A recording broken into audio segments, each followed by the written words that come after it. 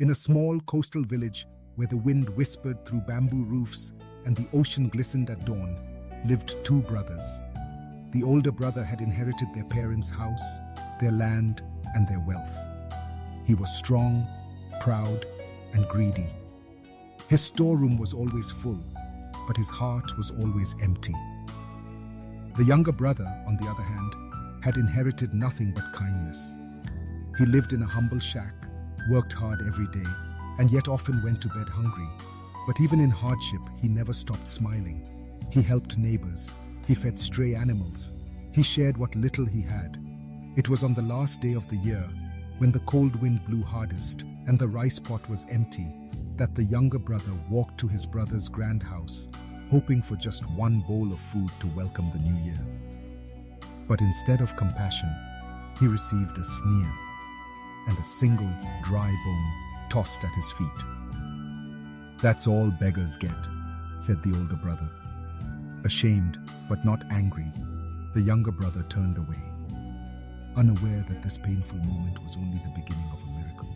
As he walked home under the grey sky, clutching the bone, a voice called out from the trees, "Young man, why such sorrow on a day the earth prepares to be born anew?"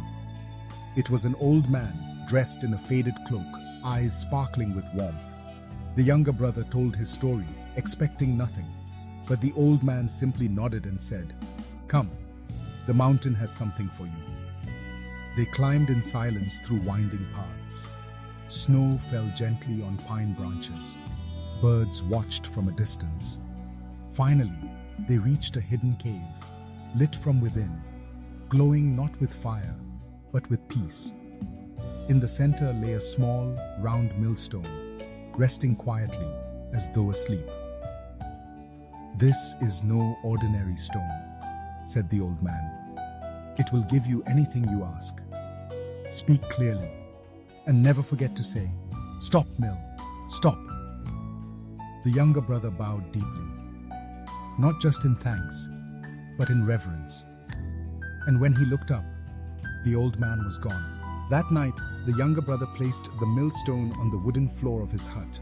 He whispered, more in hope than belief, "Mill, please, give me rice." The stone began to hum softly, and then, from its center, rice poured out, hot, fresh, fragrant, enough to fill every bowl and heart in the village. Trembling with joy, he said, "Stop, mill, stop," and it obeyed. In the days that followed, the millstone gave him what he needed. Never too much, never too little. Clothes for winter, tools for planting, even a few silver coins to help the sick neighbor next door. But he never asked for more than he needed, and he never forgot the words to stop. His life changed, but his heart did not. He remained humble, generous, and grateful. The older brother noticed. He visited under the excuse of family, but his eyes betrayed him. He asked, pressed, and finally tricked the younger brother into revealing the secret. That very night, while the kind brother slept, the older one stole the millstone, tied it to a raft, and sailed into the sea, eager to claim a fortune of his own. Out on the waves, with stars above and greed in his eyes, he shouted, "Mill, give me salt! Buckets! Mountains! Barrels of salt!" The mill obeyed. Salt poured, white and endless. It flooded the boat, filled every corner. Panicked, the man screamed. But in his hunger for gain, he had never learned the words to stop. The boat sank. The sea swallowed the mill, and it kept turning, turning, turning. To this day, the ocean tastes of salt, not from nature, but from that mill, turning still, deep in its belly. That is why, no matter where you travel, from the calm bays of the east to the roaring waves of the west, the sea is always salty. But more than salt, the sea carries a lesson. One carved into every tide, whispered in every wave. Enough is a treasure greater than gold. The millstone gave both brothers the same gift, but only one knew how to use it with wisdom. The younger brother had nothing, yet gave much. The older brother had everything, yet wanted more, and lost it all.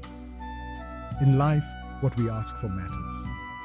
But knowing when to stop, when to give thanks, when to let go, that is the true miracle.